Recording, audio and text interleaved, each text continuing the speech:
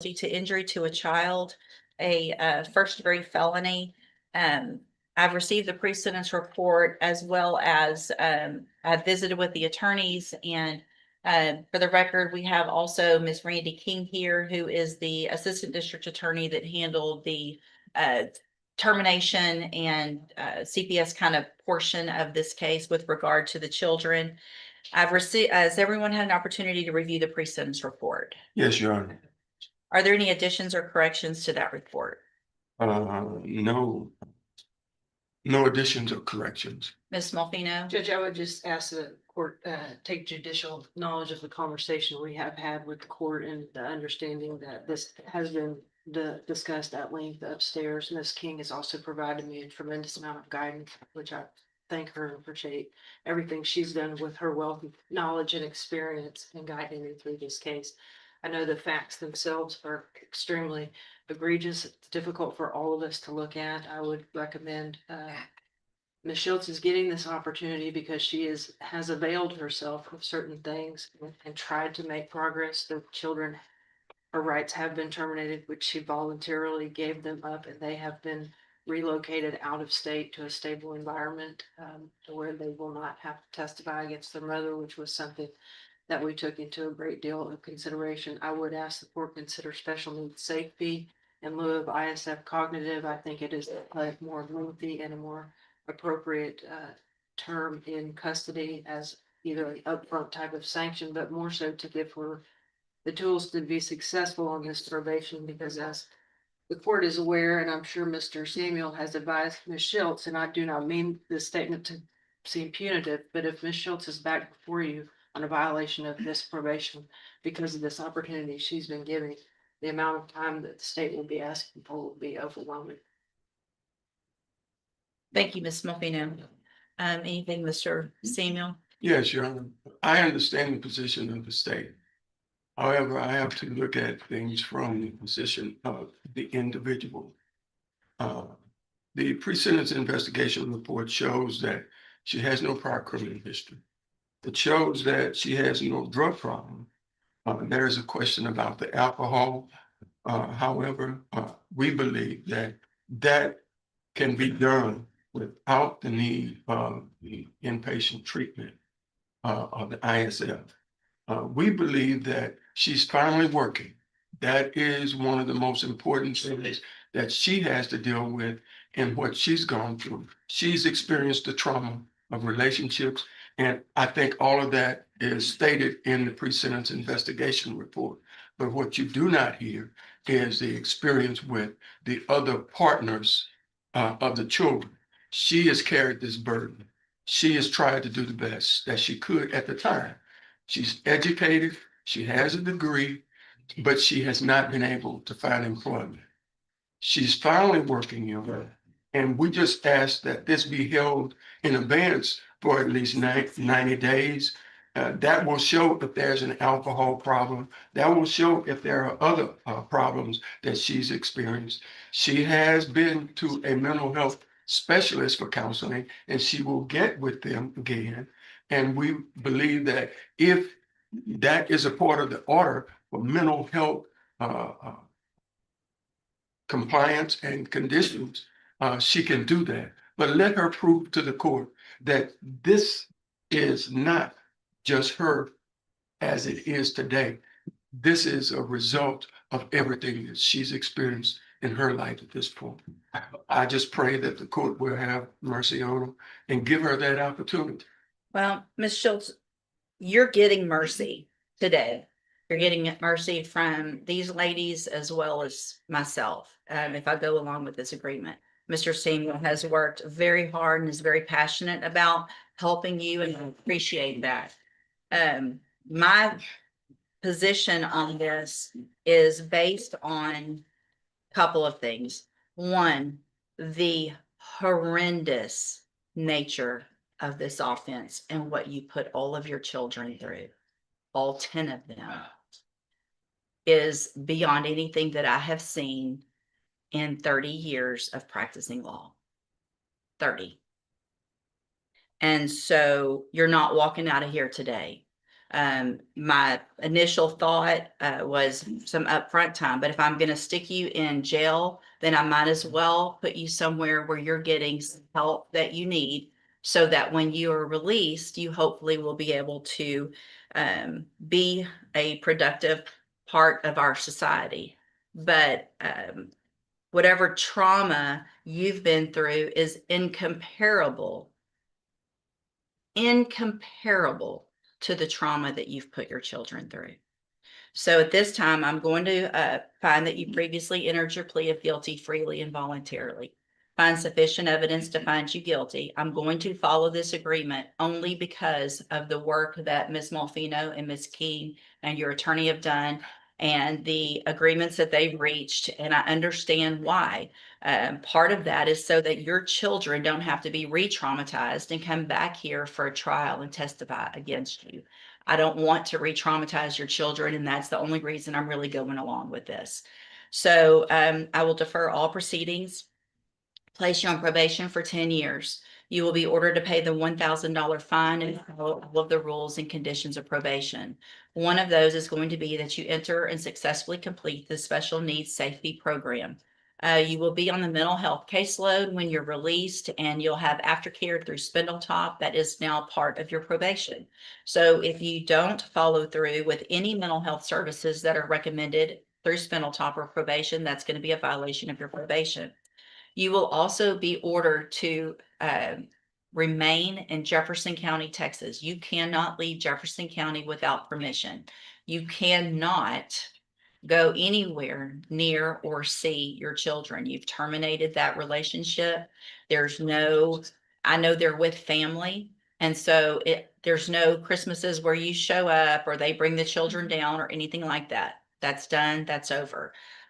If you want to leave Jefferson County, it has to be with my permission, and I will have to know where you're going and to what extent and things like that. If you do everything you're supposed to do on this probation, I cannot stress enough what kind of opportunity this is that you're being given. If you, however, violate any condition of probation, if you're back here in court, obviously this isn't a case that I will ever forget. And Ms. Malfino will also, like she said, if you violate probation and come back in here, depending on the case, what you violated and how you violated, you could go to prison for anywhere between 5 years and up to the rest of your life in prison. Do you understand? Yes. I'm handing you the trial court certification that shows this was an agreement and I followed it. So you've waived your right to appeal. So you can go, that's for her. You can go back with the bailiff. Thank you, Ms. King. Thank you, Ms. Malfino, Mr. Seaman. Did I already do any of the sentencing, or did I just let you guys kind of know that I was leaning towards probation and that we needed to have? I know it's indicated on January 26th of this year, we appeared, we discussed the PSI. There was a disagreement as to the restitution. The court says that it was inclined to place the defendant on a concurrent probation, given the length of time between office date Right. and the indictment.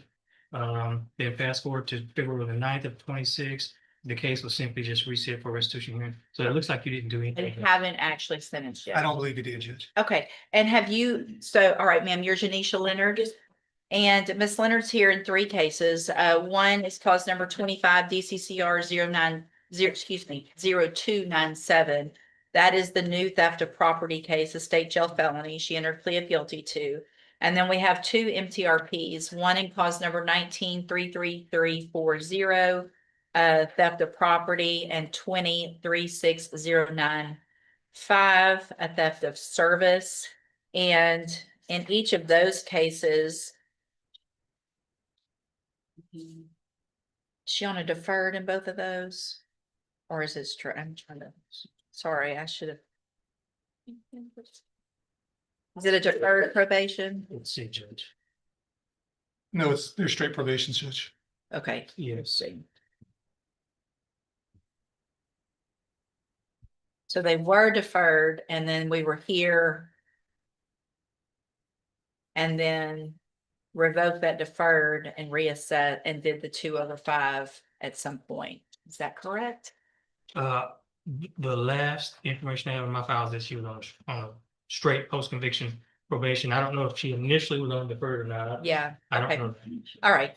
Yeah. Okay. So, the biggest issue that one of the bigger issues that I had when we were here for sentencing, based just on paper and the appearance of this, I don't disagree with Mr. Coleman's assessment of the case, with the criminal history of Miss Leonard with these types of offenses and, which the criminal history is these three cases. There aren't any other cases. And the new offense date was August of 23. And it's kind of just unknown. It sounds like why that case was delayed in prosecution. Doesn't look like anybody knows. And so the time frame between that and now and the lack of any other cases while Miss Leonard has been out and on probation during that time and doing well, it looks like otherwise on probation is what leads me to potentially move forward with continuing the probation potentially on the others and giving her a probation on this one. So there was no agreement on any of these, but it looks like there was an issue with regard to the amount of restitution. So let's go forward with that. Have you guys come to any type of agreement on the restitution? We are very far We're apart. very far Judge. apart, Judge, and I guess one of the issues that we have is I believe Mr. Coleman's got some exhibits that are gonna go back to 2022. I would object to looking at anything outside the range in the indictment. The indictment goes from August 23, we'll get to the exact dates, Let me get it pulled up as well. August 24th, 23 to September 4th, 23. Okay, I would ask that we remain in that range. I would think legally that would be probably what I would need to do. Judge, it's a continuing course of conduct. The theft is, I'll be honest, Mr. Ross just brought that to my attention this morning. I haven't had a chance to research it, but, he certainly has had all of the restitution information showing that it's going back to 2022 with that discussion. So it's not unfair surprise for him to know that we're looking for restitution going back. Well, but I think the allegations, and obviously I understand the honor about as well as any of you guys, but those are some pretty specific. I mean, that's a very short time frame that is alleged in the indictment. Talking what, 4 days, Well, 5 days? yes, Well, yeah, from yeah. August 24th, 2023 to September 4th. I'm sorry, I'm looking at an old indictment. I'm sorry, hold on. I was looking at another About case. 10 days maybe. Hold on. So in the new calls number.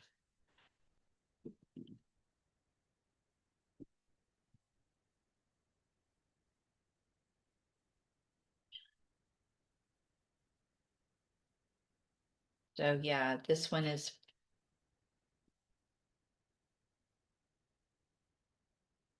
August 24th of 2023 through September 4th of 2023. So less than a couple of weeks, a couple of weeks or so is the allegation. And I don't want to have to keep coming back here. But I think to go back, if it was a few weeks off or a month or two off, but if we're talking years of requesting that, then I think that's something that indictment needs to allege. And so we can go forward with that time frame today. I think legally that's where we need to be. She's already pled to it, so I think it's kind of late to amend the indictment. So with regard to the time frame of August 24th through September 4th of 2023, what is the amount between that time frame? Do you guys have that? Or need some time to look at it again to make?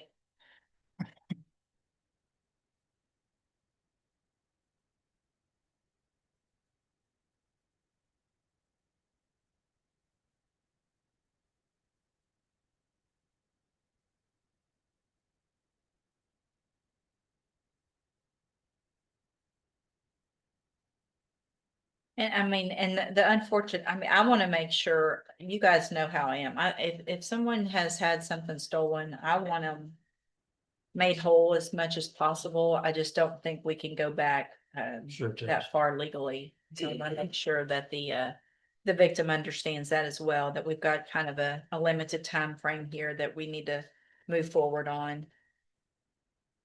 If I'm gonna order restitution and probation. Y'all need a minute to do some math? Just a on- quick minute, just. Yeah, y'all, some go ahead, dates. y'all have a seat based on, I guess, that. See if there's something you guys agree to as far as that time. Just based on an honor about date, and they understand that the court's willing to kind of go back a number of weeks. I've got receipts to go back as far as, I believe, August the 9th of 2023. I don't know that that would necessarily be, I think that that would be enveloped in the honor about. I mean, I wouldn't disagree with that. so So August 9th, 2023. And then what was the last? the last. Is one that the was- September 4th the- date? The last one is, I don't want to misquote. Let's see here. September the 4th is the last day. All right, so you guys figure out what between August 9th and September 4th of 2023 number is and see if there's an agreement on that number. So, Mr. Ainsworth, you tested positive for marijuana. When's the last time you smoked marijuana? The week of New Year's. I don't believe that. When's the last time you smoked marijuana? It was the week of New Year's, but like 38 periods. So you smoked a lot? More had, I wouldn't say I smoked. I had asthma. I can't really smoke. I did have just 3 days in a row. You did what, 3 days in a row? Edibles. Yeah, I take accountability for that. Well, I appreciate that, but you're here on a felony. And you're waiting on sentencing on a felony. Where you're getting this great deal with the deferred probation and you make such a dumb decision. How old are you? So,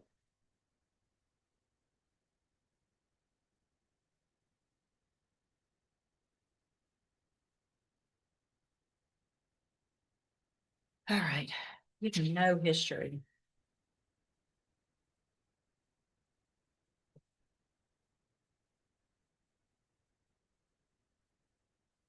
All right, here's what I'm gonna do, Mr. Ainsworth. I'm going to find that you previously entered your plea of guilty freely and voluntarily.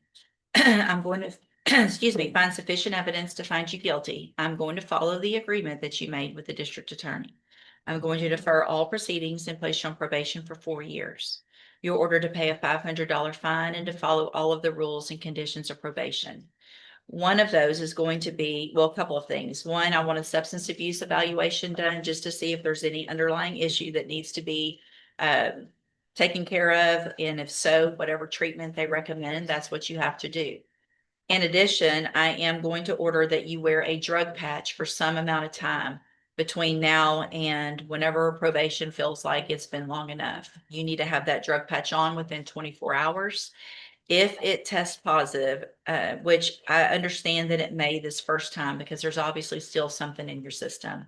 But those drug patches also give a quantity, not just a positive or a negative. And so that quantity should be going down. Do you understand?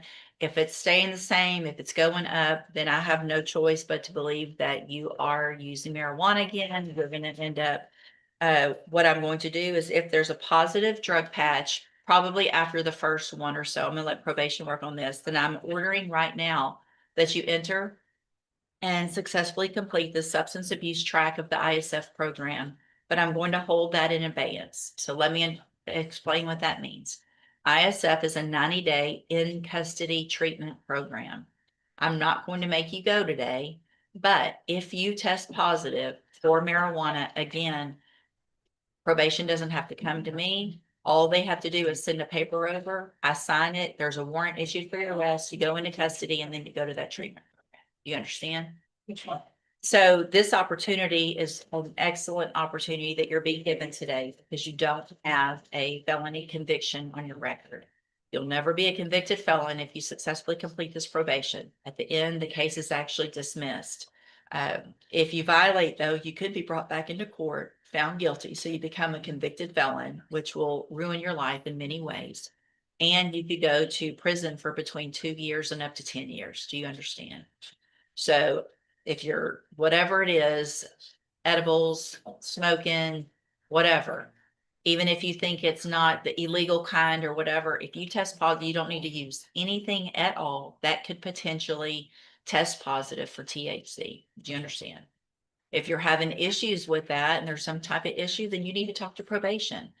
Because if you ask for help up front, they might get you some outpatient treatment instead of this ISF. But if you don't and you test positive, you're gone. Okay. All right. I'm handing you the trial court. Sorry, gonna hand you the trial court certification. That will show that this is an agreement that I followed, and so you waived your right to appeal. You need to have a seat here in the courtroom. Probation will call you up when they're ready to go over your paperwork. Good luck to you, sir. Just anywhere in the court. She's gonna call you up to her desk, so just listen for your name.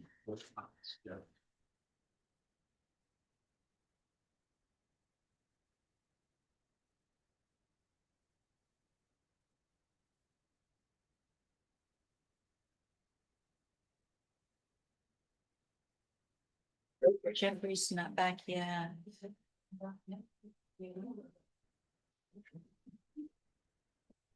Okay, Mr. Kevin Lane on Ahmad LeBlanc. Oh, wait, I don't have that back yet. Hold on a sec. I don't have the drug test back on Mr. LeBlanc.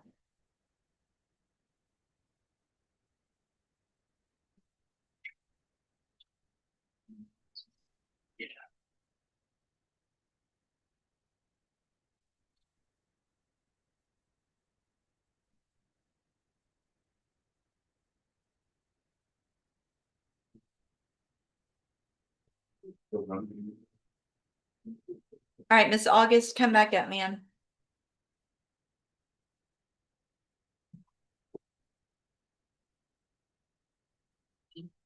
All right, Miss August, you tested negative, which is obviously a good thing. How old are you? I'm sorry? I'm 22. Are you, did you say you are or you are not working? Just literally stopped working like. I can't understand you. I just literally stopped working like 2 weeks ago. And why was that? Because I was sick and I slept in my work like 30 minutes trying to get better and they said I was sick. But I'm looking for a job now. Alright, I'm going to find that you qualify for a court-appointed lawyer. I want to get something working on your case since you're on probation and we're having all of these issues that we've been having with regard to alcohol and things like that. I'm gonna have you step in front of the clerk. She'll let you know who that's going to be. I also want to warn you today, if you test positive for anything, including alcohol, again, we won't even have a hearing. There will be a warrant that goes out for your arrest. You will be in custody. And you, obviously you already are, and you definitely will at that point be looking at your probation being revoked. Do you understand? Yes. So there's no slipping up. There's no taking a sip of a twisted tea or anything else that you're saying you're doing. If you do that, you're in jail and potentially going to prison. It's that important. Okay, step in front of the clerk. Mr. Rennick on Badreldine Al-Haroni? Yes, Your Honor. I highly doubt that I said that correctly, but I The last name tried. was good. The last name was? The last name's good. Good morning, sir. How do you say your first name? Badreddin. Okay, Mr. Al-Haroni? That's why I said the last name. Yeah, so Mr. Al-Haroni is charged with possession of child pornography in cause number 25 DCCR 1378. And what is the announcement? The prosecutor and I have met about the case. We spoke last week and we spoke again this morning. There, I don't know if you want to speak to, there's some issues with the indictment. One, but the other are, since she has taken over the case, we're kind of discussing a resolution. So I see that there was a motion to quash the indictment that was filed some time ago, back in December. What I can do is just reset it, Ms. French, since you're just getting on the case, give you some time to look at that indictment. If something needs to be amended, you can take care of that. If you think it's fine, then we'll have the hearing on the motion to quash at the next court date. And, or if you guys come up with some agreement, we can take care of that. But I'll just do a normal reset so you guys can look more into it. And then- he's jumped into it pretty fast. We've had some really good. Yeah, pretty good no, I have no doubt she has. She's jumped into them. So we'll do a normal reset. Stay in touch with Mr. Rennick so that once he gets any information, offers, things like that from the assistant district attorney, then you can visit with him and we'll see if we can get a resolution. Thank Okay, you, you're Judge. free to go. Thank you. Thank you, Your Honor. Morning. Good morning. Morning. All right, so are you diving, Kalina? Yes, ma'am. This is 24 DCCR 2432. Mr. Kalina is charged with injury to a child, elderly or disabled individual. And what is the announcement? Judge, I think we're on the goal line to a resolution. The court would allow the last reset. Any issue?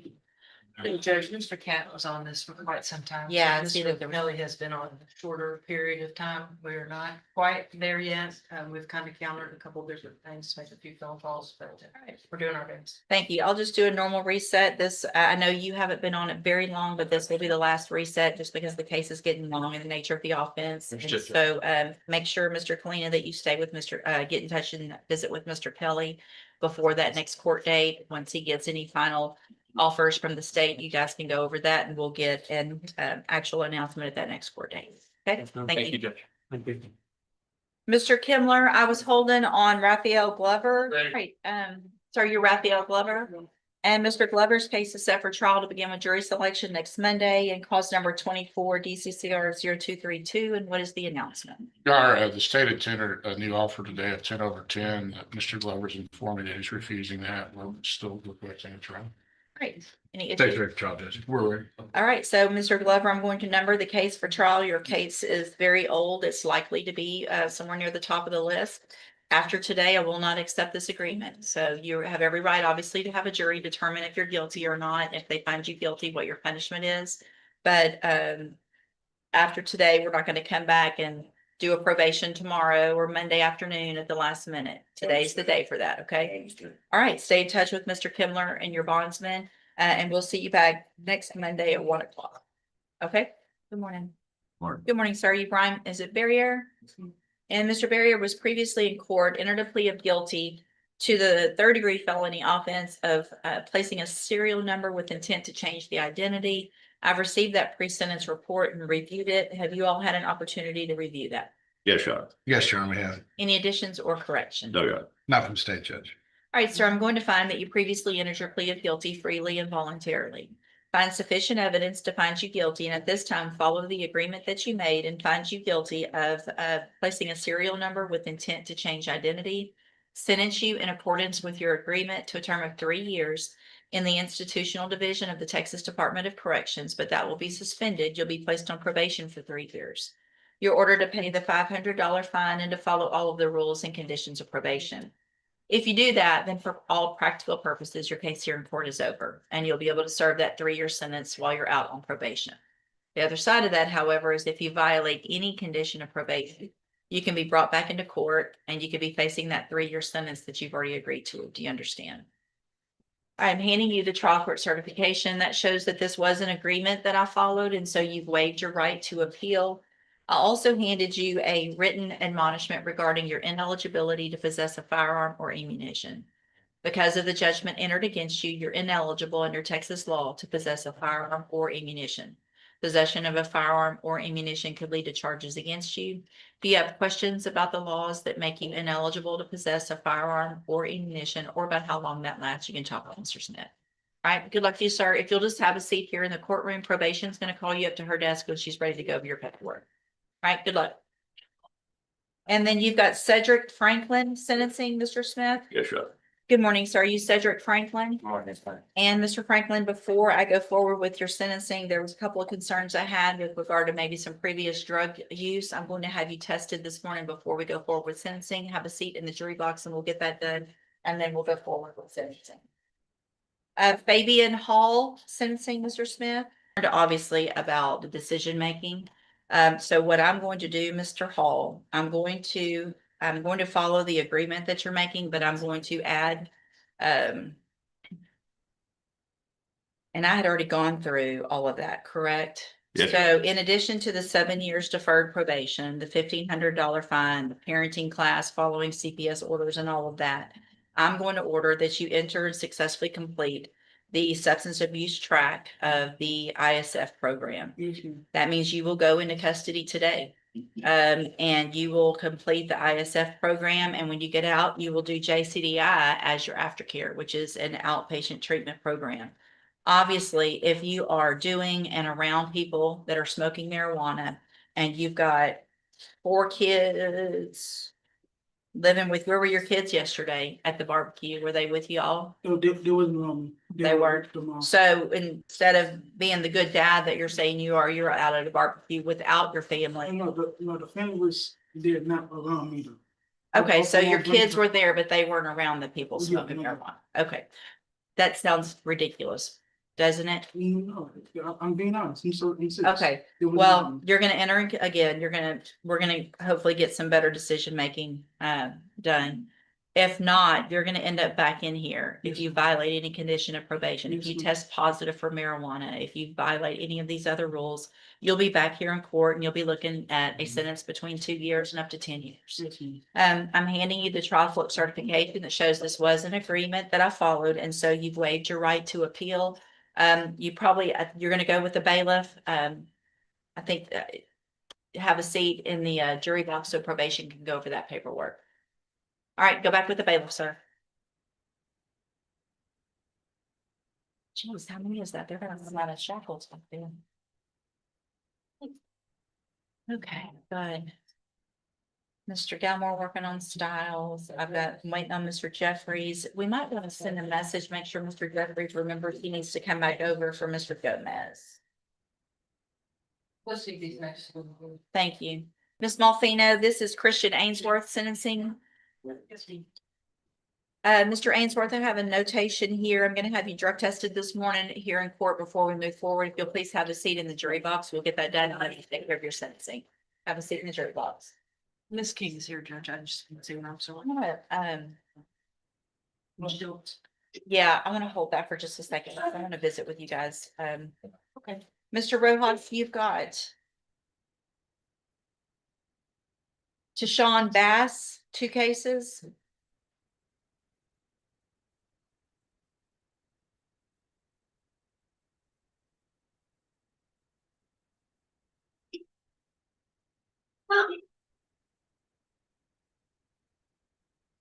Good morning. Are you Tashawn Bass?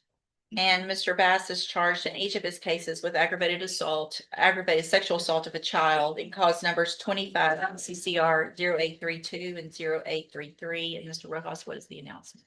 Speaking with Ms. French last week, after exchanging emails, I think she needs more time to talk with the victims. It's a new case to her. Sure, She yeah. didn't have had time to look at everything yet. Okay.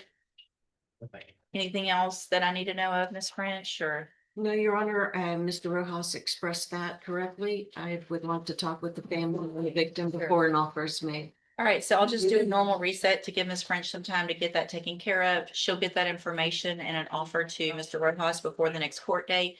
Make sure you stay in touch with Mr. Rojas so that once he has that information, you can go over it with him and we'll see if we can get an announcement at the next court date. All right, free to go. Thank you, Your Honor. Thank you. And then it's Mr. Bruce Smith. All right, Christopher Stiles, Mr. Galmore. Sure.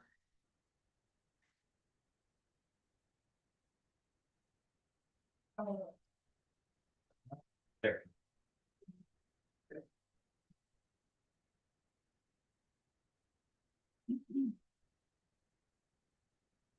Good morning, sir. Are you Christopher Stiles?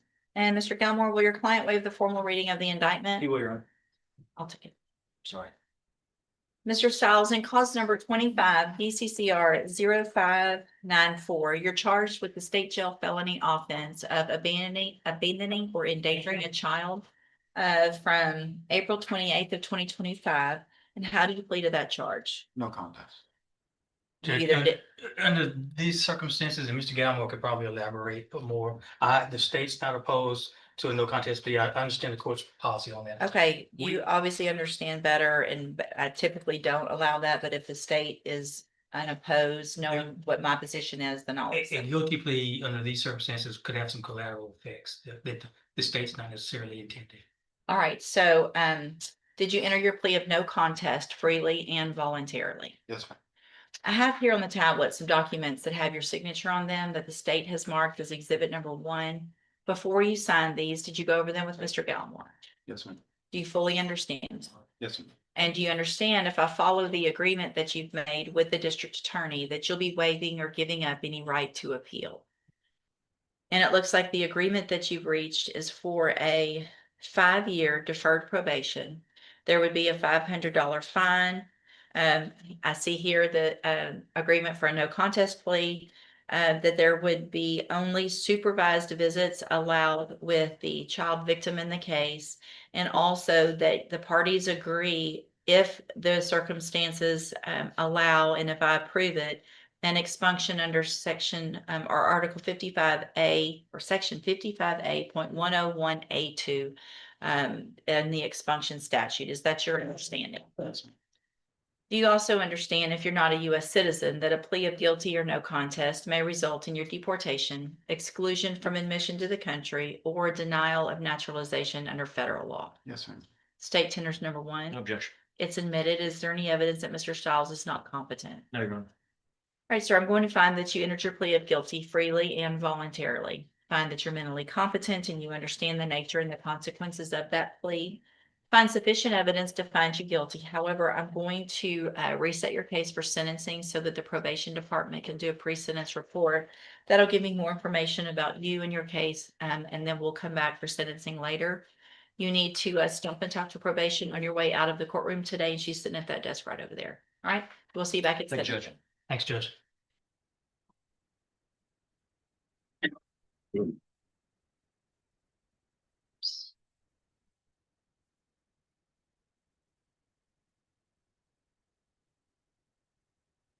Okay, let's see, Mr. Jeffries on Stephen Gomez. Yes.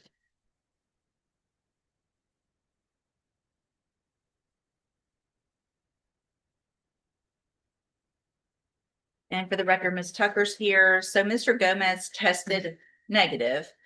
There's just, and I don't know what's going on. Obviously, lots of people are on drug patches and not testing positive as often as Mr. Gomez is. I appreciate the hair follicle test, but the only thing I can think, Ms. Tucker, is, so is he still in JCDI? Yes, ma'am. He Okay. still is. Can we do weekly UAs? He's actually on UAs. He is as on well. random UAs. Yes. Okay, so I guess what I would say at this point is let's continue that. And if there's any other issue, let me know. He's tested negative in court. I know a couple times at least. Obviously there's something going on that we need to figure out with the drug patch, because people don't just randomly test positive for meth on the drug patches. So continue doing what you're supposed to be doing on JCDI. And Ms. Tucker, if anything else happens, the only thing I know is just to let me know and send something over, and we'll have to figure it out at that point. Yes, ma'am. If there's something, and I don't know what all could cause a positive drug screen, if there's anything else that's going on in Mr. Gomez's life, but y'all might need to look into that. I'm sorry. I'll just. So, if there's something else that could potentially cause that positive, that needs to stop, whatever it is, even if it's not something illegal. I don't know what it could be, but it's time to kind of dig further into lifestyle and what's going on. Every single thing that is being put into your body needs to be kind of adjusted and discussed with your probation officer so that we know what's going on and why you're testing positive.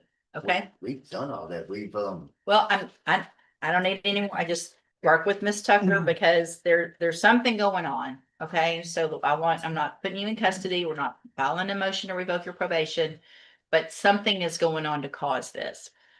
One drug patch that tests positive, I would say, okay, there could be an issue with the patch, but consistent issues, something is happening. And that brings us to the end of today's courtroom session. We saw tough warnings, second chances, strict probation conditions, and judges making decisions where one mistake can completely change someone's future. But the message throughout these cases was clear. A second chance only matters if you actually use it. What do you think? Were these decisions fair, or should the judges have been even tougher?